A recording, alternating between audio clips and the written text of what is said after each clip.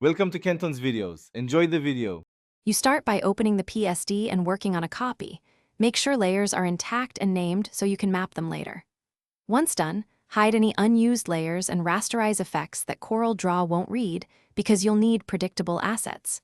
You should also note font families and sizes. If fonts are proprietary, convert text to outlines or export a text layer PDF. This avoids mismatches when you import into Coreldraw, and it speeds up the next conversion steps. Now export each element. Choose SVG/EPS for vector shapes because Coreldraw will preserve paths and editable nodes. Export raster images as PNG with transparency or high-res TIFF for print.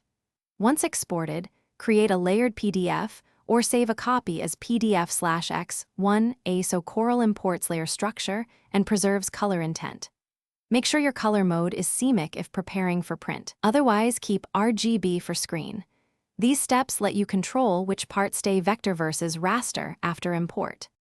Import the prepared PDF, EPS, SVG, or PSD into Coreldraw and place each asset on its intended layer. You will now check object order and alignment.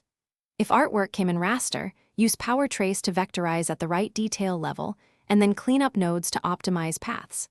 Once satisfied, convert any remaining text to curves and set final color profiles. Save a master. CDR plus exported PDF or EPS. If something goes wrong,